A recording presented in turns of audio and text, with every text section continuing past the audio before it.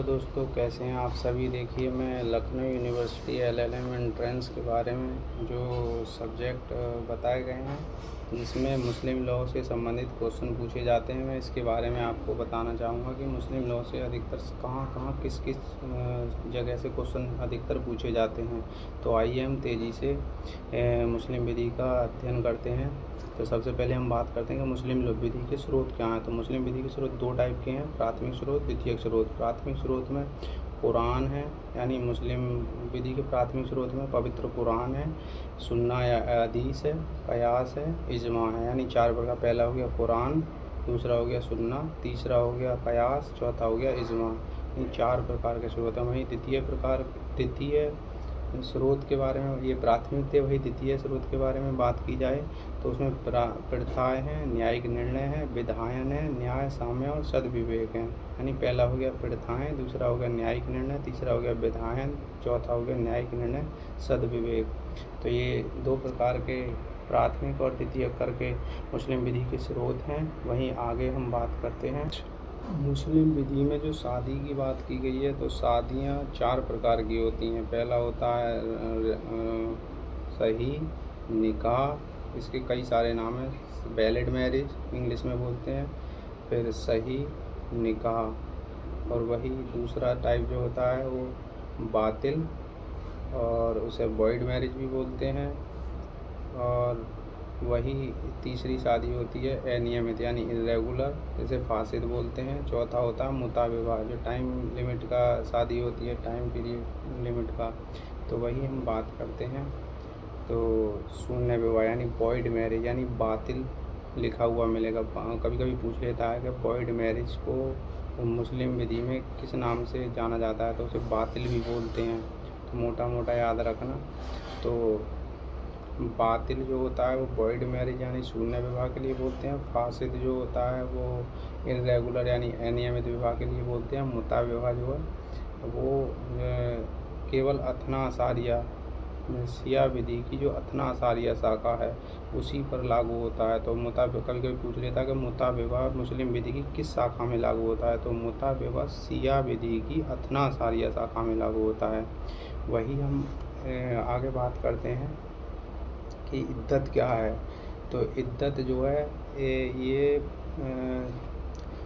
एक तरीके का जो है, जैसे विवाह विच्छेद हो जाता है या किसी की मृत्यु हो जाती है तो खासकर एग्ज़ाम में यहाँ से यही पूछता है कि इद्दत का किस स्थिति में कितना समय दिया गया है। तो इद्दत का जैसे माना जाता है कि जैसे अगर यदि पति की मृत्यु हो जाए तो 4 महीना 10 दिन का माना जाता है।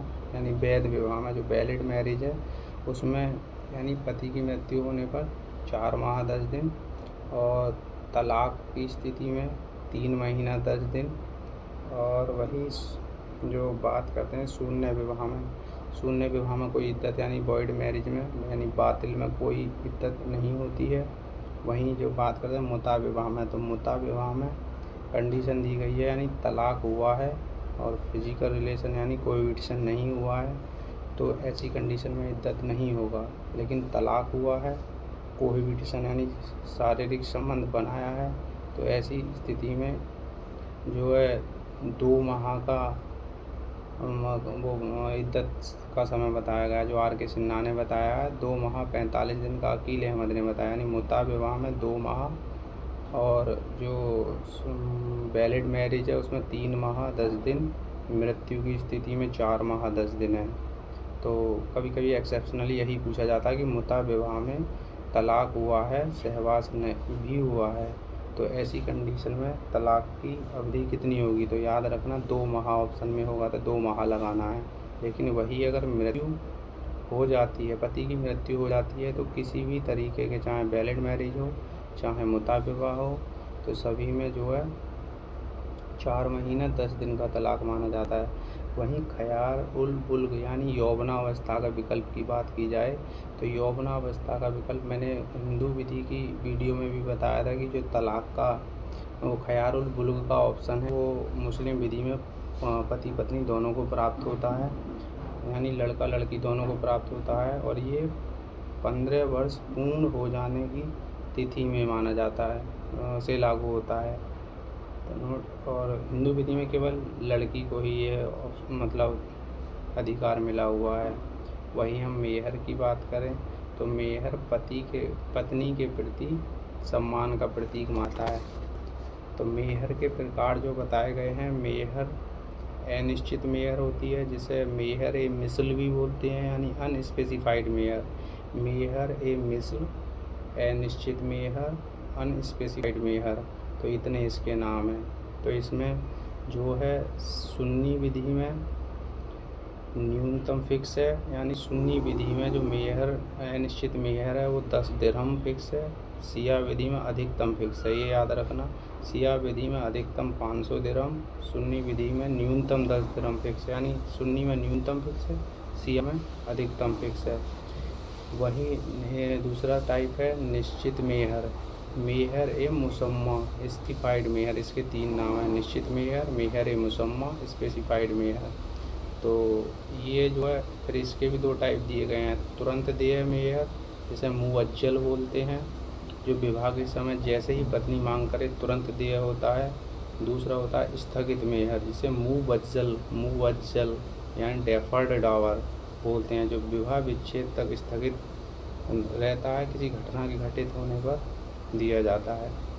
वही हम तलाक के प्रकार की बात करें तो तलाक 2 प्रकार का होता है। प्रतिसंगरणीय तलाक यानी रिवोकेबल तलाक या इनरेवोकेबल तलाक यानी है प्रतिसंगरणीय तलाक। तो प्रतिसंगरणीय तलाक जो इनरेवोकेबल तलाक होता है उसके अन्य नाम है तलाकुल राजे, तलाकुल सुन्नत। तो कभी कभी दे देता है तलाकुल राजे क्या है या तलाकुल सुन्नत क्या है। तो वही तलाकुल सुन्नत जो है यानी जो रिवोकेबल तलाक है उसे भी 2 प्रकार में बांटा गया है, तलाक ए हसन, तलाक हसन। तो जो तलाक ए हसन है वो तलाक 3 माह तक इंतज़ार करना पड़ता है एक बार तलाक बोलकर। वही तलाक हसन में हर माह तलाक वर्ड बोलकर फिर अगले महीने का इंतज़ार किया जाता है, यानी 3 महीने तक हर माह बार बार इसे तलाक वर्ड का बोलकर तलाक दिया जाता है। तब वो 3 बार लगातार 3 माह तक बोलने पर वो तलाक कंप्लीट माना जाता है। यदि बीच में किसी भी स्थिति में शारीरिक संबंध या बना देता है तो ऐसी स्थिति में वो तलाक खत्म हो जाता है। वही अप्रतिसंगरणीय तलाक के भी नाम है, जैसे बैन तलाक, 3 तलाक, तिहरा तलाक, तलाकुल बिद्दत। तो ये सुन्नी विधि के अंतर्गत मलकी को छोड़कर किसी भी विधि में मान्य नहीं था, यानी केवल ये मलकी विधि पर ही मान्य था। जो तलाकुल बिद्दत है, ट्रिपल तलाक का जो मैटर मुद्दा आपने सुना होगा, जो ट्रिपल तलाक था जिस पर Saira Bano versus union of India का केस आया था, तो वो इसी तरह का था। तो पहले भी ये सारे मुस्लिम विचारधाराओं में लागू नहीं था, ये केवल सुन्नी विधि में जो मलकी शाखा है उसी में ही ये लागू था। वही हम बात करते हैं तलाक के कुछ अन्य प्रकार हैं, जैसे सशर्त तलाक, आकस्मिक यानी समाश्रित तलाक हुआ, डेलीगेटेड तलाक हुआ, जैसे तलाक तफवीज वर्ड भी बोलते हैं, जो केवल शिया सुन्नी दोनों में मान्य है। वही एक प्रकार है इलाही तलाक का एक प्रकार है जो सफ़ी को छोड़कर शिया सुन्नी दोनों में लागू होता है, यानी सफ़ी विचारधारा जो है उसे छोड़कर ये शिया सुन्नी दोनों में लागू होता है। इसमें जो है पति सहवास ना करने की कसम खाता है, यानी इलाह किसे कहा जाता है जिसमें पति सहवास यानी रिलेशन संबंध बनाने की कसम खाता है कि मैं ऐसा नहीं करूँगा, तो 4 माह बीत जाने पर एक तलाक मान लिया जाता है। यानी इलाह जो है पति को तलाक देने का आधार प्रदान करता है। वही जिहार भी पति को ही प्रदान करता है तलाक देने का, जो शिया सुन्नी दोनों में मान्य है। यानी इलाह में पति सहवास ना करने की कसम खाता है, जिहार में किसी प्रतिष्ठित नातेदारी जिसमें माँ, बहन, मौसी आदि से अपनी पत्नी की तुलना करने पर तलाक मान लिया जाता है, यानी आपत्तिजनक तुलना। पति जब अपनी पत्नी की किसी से आपत्तिजनक तुलना कर देता है तो ऐसी स्थिति में वो जिहार द्वारा तलाक माना जाता है। वहीं खुला और मुबारत जो है वो पत्नी के लिए प्राप्त हैं, लेकिन इसमें पति की सहमति का होना अत्यंत आवश्यक है। बिना पति की सहमति के खुला और मुबारत में पत्नी तलाक नहीं दे सकती। इसीलिए खुला में जो पति की सहमति से पति को मुआवजा देकर पत्नी तलाक दे सकती है। वहीं मुबारत में हनफी विधि में स्वतंत्र सहमति आवश्यक नहीं है, तो इसमें जो है पति को बिना मुआवजा दिए स्वतंत्र सहमति से तलाक मुबारत माना जाता है। और न्यायिक विवाह विच्छेद की बात करें, यानी जुडिशियल डाइवोर्स की बात करें, तो ये केवल पत्नी को ही उपलब्ध है। यानी जो मुस्लिम विवाह विच्छेद अधिनियम 1939 आया था, वह केवल धारा 2 में वह केवल पत्नी को ही, मुस्लिम पत्नी को ही तलाक के आधार प्रदान करता है, क्योंकि इस अधिनियम के आने से पहले जो मुस्लिम विधि में जो तलाक के आधार थे, खुला और मुबारत जो पत्नी को प्राप्त थे, उसमें पति की सहमति आवश्यक थी। इसलिए न्याय विधायिका ने जो है, पार्लियामेंट ने इस चीज़ को ध्यान में रखते हुए एक 1939 में एक अधिनियम पारित किया, जो केवल मुस्लिम पत्नी को ही विवाह विच्छेद के आधार प्रदान करता है, जो मलकी विचारधारा पर आधारित है। यानी ये जो 1939 के अधिनियम की धारा 2 में जो मुस्लिम पत्नी को तलाक के आधार दिए गए हैं, ये मुस्लिम विधि की मलकी विचारधारा पर आधारित हैं। ये केवल पत्नी को उपलब्ध है। और क्वेश्चन पूछ लेता है कि धारा 2 जो है मुस्लिम विवाह विच्छेद अधिनियम 1939 की, उसमें कितने आधार दिए गए हैं, तो उसमें 9 आधार दिए गए हैं। कई बार ये क्वेश्चन पूछा है कि जो 1939 का अधिनियम है, उसमें मुस्लिम पत्नी के लिए कितने आधार, तलाक के कितने आधार दिए गए हैं, तो उसमें 9 आधार दिए गए हैं। इसका विशेष ध्यान रखना। वहीं एक है मुसा का सिद्धांत, यानी मुसा का सिद्धांत केवल हनफी विधि में मान्य है, तो जो संयुक्त संपत्ति में अविभाजित हिस्से की बात करता है। यानी मुसा का जो सिद्धांत है वो संयुक्त संपत्ति में अविभाजित हिस्से की बात करता है। वहीं एक सुफा का नियम है, तो सुफा का नियम जो वो पहले खरीदने के, यानी पड़ोसी को पहले खरीदने का अधिकार प्रदान करता है, जो सुफा का नियम है। और हम बात करते हैं फिर अभिस्वीकृति। अभिस्वीकृति दत्तक ग्रहण से मिलता जुलता एक प्रावधान है, जो मुस्लिम विधि में पिता की अनिश्चितता होने की स्थिति में उसे कोई स्वीकार कर लेता है, तो कि यह मेरा बच्चा है, तो वो अभिस्वीकृति यानी एक्नॉलेजमेंट मान लिया जाता है। वहीं हम बात करते हैं वसीयत की, तो वसीयत में जो वसीयत है वो पत्नी वसीयत करता है, पति उत्तराधिकारी है, तो बिना सहमति के 2/3 कर सकता है, और पति जो है वो 1/3 कर सकता है, पत्नी भी है तो 5/6 भाग कर सकता है। वहीं शिया विधि में सहमति तब आवश्यक है वसीयत करने की, जब 1/3 से ज़्यादा की वसीयत की जाए। वहीं हिजानत कस्टडी यानी अभिरक्षा की बात की जाए, तो सुन्नी विधि में माँ के पास पुत्र है तो 7 वर्ष तक, पुत्री है तो जब तक वो वयस्क ना हो जाए, यानी वयस्क का मतलब 15 वर्ष की आयु प्राप्त ना कर ले, तब तक माँ के पास उसकी अभिरक्षा रहेगी, और पुत्र है तो 7 वर्ष तक। वहीं सिया में माँ के पास पुत्री की जो संरक्षकता है वो 7 वर्ष तक, और पुत्र की जो संरक्षकता है वो 2 वर्ष तक रहेगी। तो वही हम बात करते हैं शरीयत एक्ट 1937 का शरीयत अधिनियम बना हुआ है। खासकर इसकी इन्फोर्समेंट डेट पूछ लेता है कि शरीयत अधिनियम की इन्फोर्समेंट डेट क्या है, तो 7 अक्टूबर 1937 को शरीयत एक्ट 1937 लागू हुआ। 7 अक्टूबर 1937 मुस्लिम जो पर्सनल लॉ यानी शरीयत एक्ट 1937 है वो लागू हुआ था, तो इसकी इन्फोर्समेंट डेट याद रखना। वही मुस्लिम विवाह विच्छेद संरक्षण अधिनियम 2019 आया था। एक मुस्लिम महिला विवाह अधिकार संरक्षण अधिनियम 2019 आया था, तो इस पर राष्ट्रपति ने जो सिग्नेचर किए थे वो 31 जुलाई 2019 को किए थे, लेकिन इसकी जो प्रवर्तन तिथि है वो 19 सितंबर 2019, यानी पीछे से इसे इन्फोर्समेंट डेट मानी जाती है इसकी राष्ट्रपति की स्वीकृति के पहले से, तो इसकी प्रवर्तन तिथि जरूर याद रखना। यानी मुस्लिम महिला विवाह अधिकार संरक्षण अधिनियम 2019 की जो प्रवर्तन यानी लागू यानी इन्फोर्समेंट डेट है वो 19 सितंबर 2018 है। वही इसमें जो है तलाक की परिभाषा धारा 2C में दी गई है। और नेक्स्ट इसकी एक धारा और है जो इम्पोर्टेंट है, धारा 3 तलाक की शून्य और अवैध होना, यानी तलाक को जो है अवैध बनाती है, धारा 3 बात करती है। वहीं हम कुछ इम्पोर्टेंट जजमेंट की बात करते हैं कि मुस्लिम लॉ से संबंधित कुछ इम्पोर्टेंट जजमेंट है जो हमारे विभिन्न कॉम्पिटिटिव एग्जामों में आने की ज़्यादा प्रबल संभावना रहती है, जिसमें से सबसे पहले हम बात करते हैं सायरा बानो वर्सेस भारत संघ 2013 केस था, जो 3-2 के निर्णय से जजमेंट हुआ था, जिसमें मुख्य न्यायमूर्ति जो थे JS खैर थे।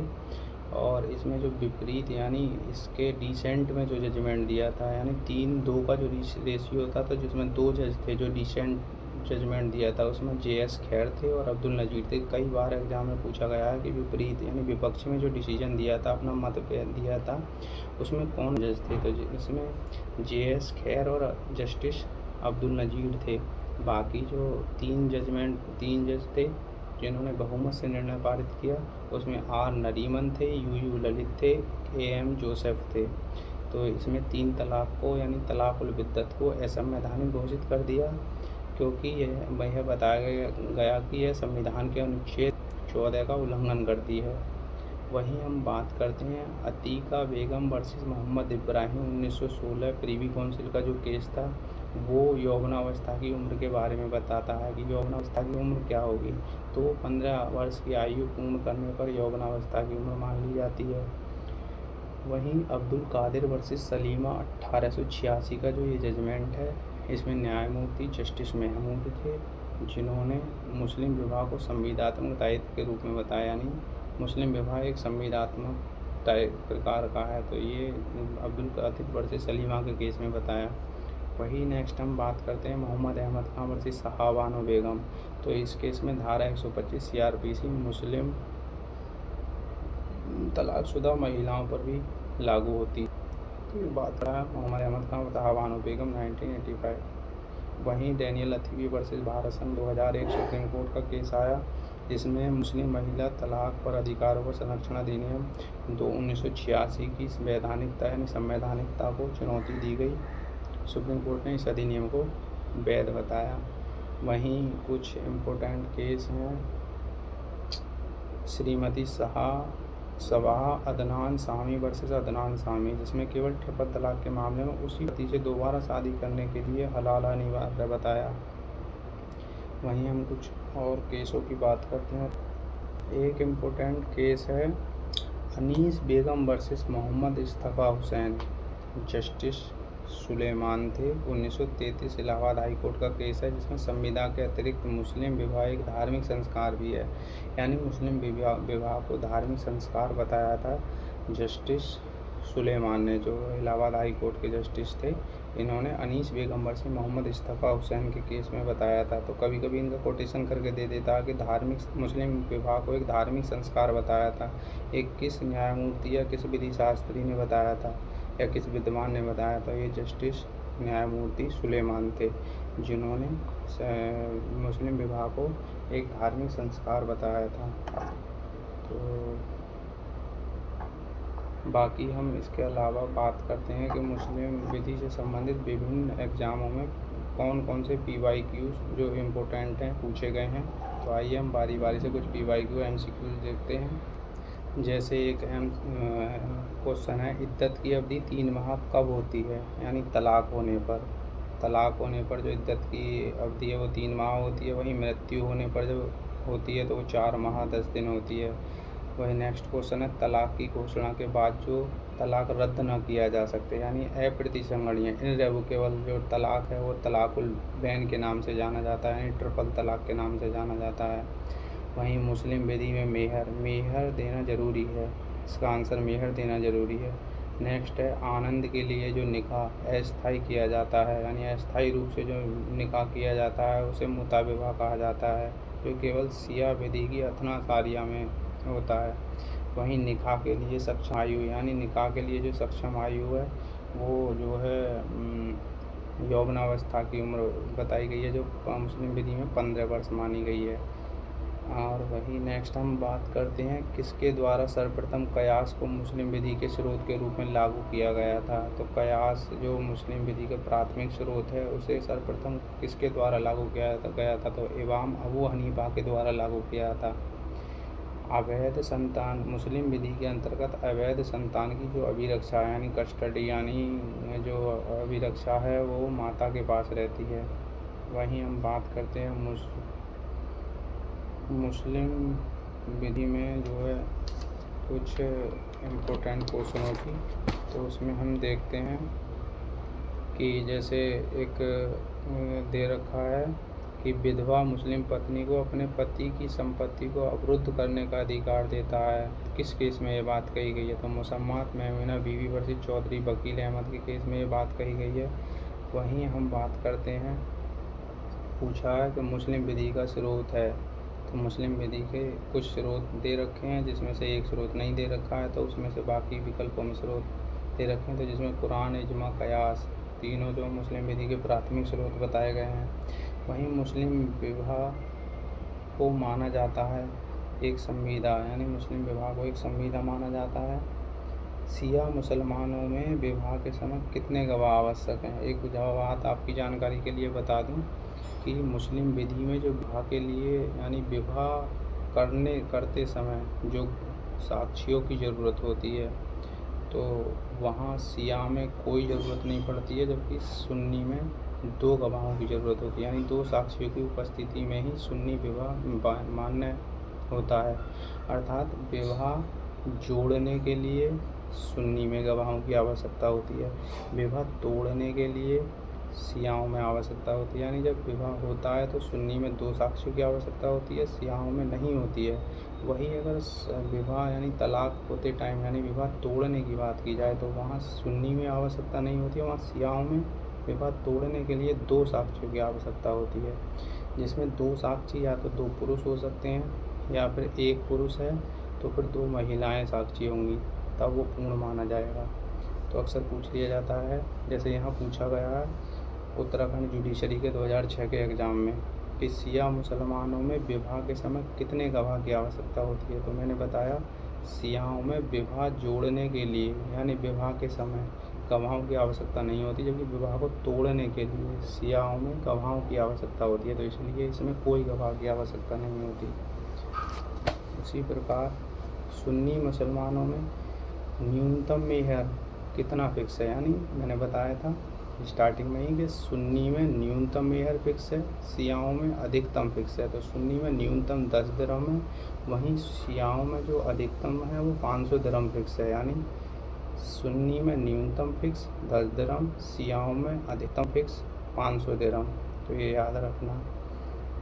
एक सुन्नी मुस्लिम एक किताबी लड़की से विवाह करता है तो एक विवाह है, तो ये वैध विवाह माना जाएगा।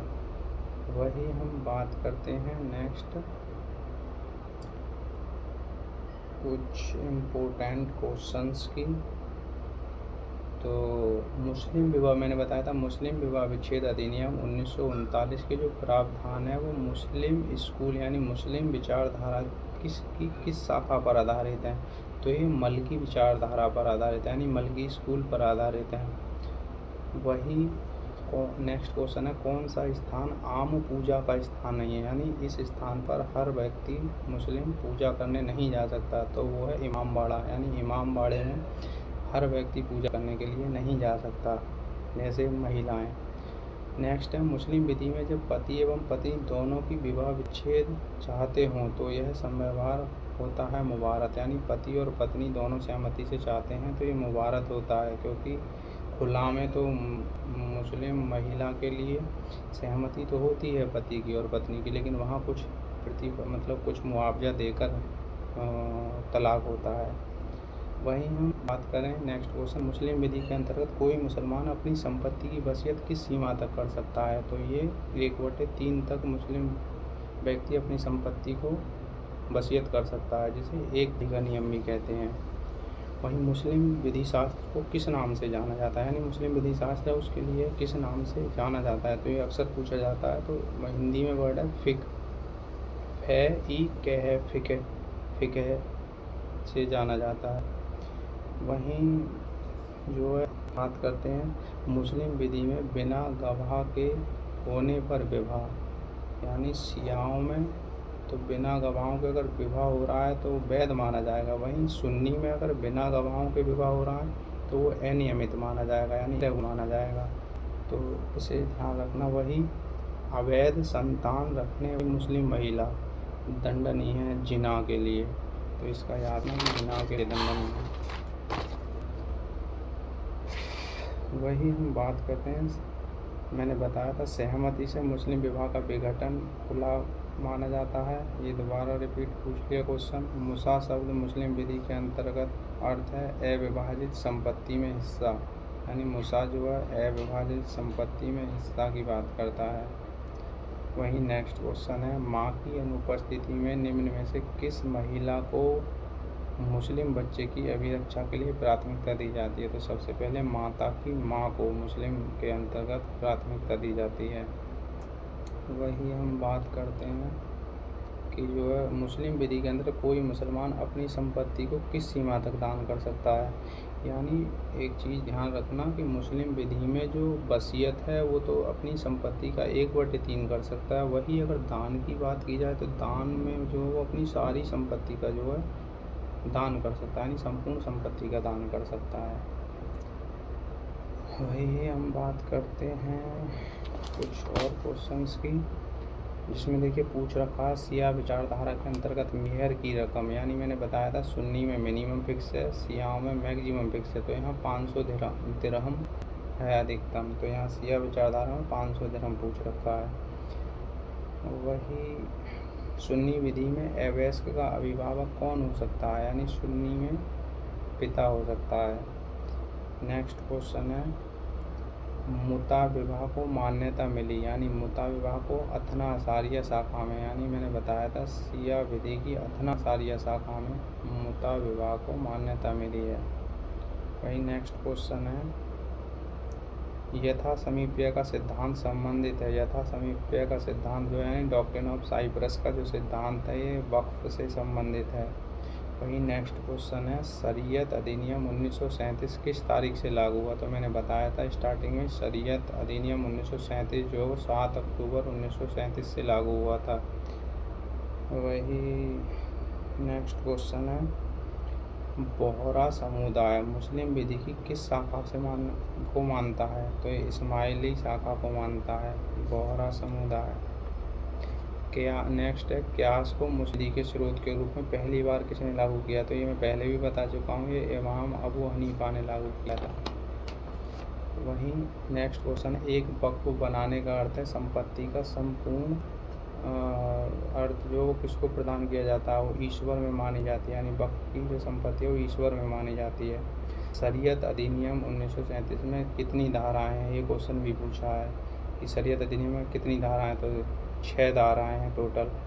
वही नेक्स्ट क्वेश्चन है, एक स्त्री तलाक ले सकती है यदि पति लापता है 4 वर्ष से, यानी पति 4 वर्ष से लापता है तो पत्नी तलाक ले सकती है। वही नेक्स्ट क्वेश्चन है, मुस्लिम विधि में फस्क शब्दावली से अभिप्राय है, यानी फस्क मैंने बताया था कि मुस्लिम विवाह विच्छेद 1939 को ही जो है फस्क माना गया है। वहीं खयार उल बुल्ग का अर्थ है यौवनावस्था का विकल्प। खयार उल बुल्ग का अर्थ है यौवनावस्था का विकल्प। और वही नेक्स्ट क्वेश्चन है, इद्दत में चल रही एक स्त्री के साथ विवाह, यानी जो महिला इद्दत में चल रही है ऐसी स्त्री से यदि विवाह किया जाता है तो वह अनियमित हो जाता है। अनियमित विवाह की एक विशेषता यह है कि जब उसकी जो आवश्यकता शर्तें हैं या औपचारिकता हैं जब वो फॉर्मेलिटी पूर्ण कर दी जाती हैं तो वो रेगुलर मैरिज यानी वैध विवाह मान लिया हो जाता है। नेक्स्ट क्वेश्चन है, किस एक शाखा में मुता विवाह अनुमन्य है? तो अथना सारिया में, मैंने पहले भी बताया था अथना सारिया में मान्य है। वहीं मुस्लिम विवाह विच्छेद अधिनियम 1939 की जो विचार एक्ट है तो ये किस विचारधारा पर आधारित है? तो मैंने पहले भी बताया था ये मलकी विधि पर आधारित है। वहीं नेक्स्ट और क्वेश्चन इम्पोर्टेंट देखते हैं कौन कौन से हैं। मुस्लिम विधि में मुसा का अर्थ संपत्ति में अविभाजित अंश की बात करता है। वहीं नेक्स्ट क्वेश्चन है, मुस्लिम विधि में जब पति और पत्नी परस्पर सहमति से तलाक चाहते हैं तो उसे क्या कहा जाता है? तो मुबारत कहा जाता है। सायरा व नेक्स्ट क्वेश्चन है, सायरा वानवर्षीय भारत संघ 2017 का जो वाद है वो किससे संबंधित है? वो तिहर यानी ट्रिपल तलाक यानी तलाकुल बिद्दत से संबंधित है। तूहर से अभिप्रेत यानी तूहर का मतलब क्या है? तूहर का अर्थ क्या है? तो तूहर का अर्थ होता है 2 रजोधर्म के मध्य की अवधि। तो तूहर का जो मीनिंग है वो 2 रजोधर्म यानी 2 मेंस्ट्रुएशन पीरियड के मध्य की अवधि को तूहर कहा जाता है। नेक्स्ट क्वेश्चन है, मुस्लिम विधि में सर्वाधिक अनुमोदित तलाक है, यानी मुस्लिम विधि में सबसे ज़्यादा जो पॉपुलर तलाक है वो तलाक हसन यानी जो वैधता प्रदान की गई है वो तलाक हसन को वैधता प्रदान की गई है। वही नेक्स्ट क्वेश्चन है, एक मुस्लिम पत्नी तलाक के लिए मुस्लिम विवाह विच्छेद अधिनियम के प्रावधान के अंतर्गत बात दायर कर सकती है यदि उसका पति उन्मत्त रहा है 2 वर्ष तक। 2 वर्ष तक उसका पति यदि उन्मत्त रहा है तो वह तलाक के लिए सूट फाइल कर सकती है।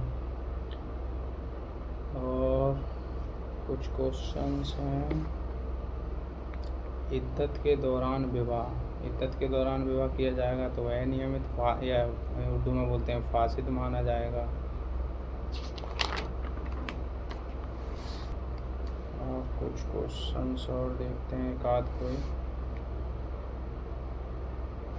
जैसे एक क्वेश्चन पूछ रखा, कौन सुन्नी विधि की शाखा नहीं है? तो शाखाओं में दे दिए, कई सारी शाखाएं दे दी, जैसे हनफी, हनबली, सफ़ी, मलकिया, सुन्नी, शिया दे दी। तो इसमें जो है मुताजिला जो है मुस्लिम विधि की शाखा नहीं है, यानी मुताजिला पहले था लेकिन बाद में वो समाप्त कर दिया गया, इसलिए ये अब मुस्लिम विधि का विचारधारा नहीं माना जाता है। एक इम्पोर्टेंट क्वेश्चन है, मुसलमानों में विवाह एक धार्मिक कार्य नहीं है अपितु यह एक शुद्ध सिविल संविदा है। मैंने एक केस के माध्यम से बताया था, ये किसने कहा है? तो ये जस्टिस महमूद ने कहा है कि मुस्लिम विवाह शुद्ध रूप से एक सिविल संविदा है। तो इसका आंसर होगा जस्टिस महमूद ने कहा है। मुस्लिम विधि मान्य नेक्स्ट क्वेश्चन है, मुस्लिम विधि मान्यता प्रदान करती है वैधता को। वही नेक्स्ट क्वेश्चन है, इमाम वादी वर्सेस मुत्सद्दी 1918 का जो वाद है वो किससे संबंधित है? तो ये संरक्षकता से संबंधित है। तो आई होप आप समझ गए होंगे, काफ़ी सारे मैंने मुस्लिम लॉ से संबंधित शॉर्ट में जल्दी से स्पीडी मैंने कुछ टॉपिक समझाने की कोशिश की है। शायद इसमें से कुछ क्वेश्चन आपके लिए ज़रूर हेल्पफुल होंगे। आई होप आपके लिए all the best. Thank you.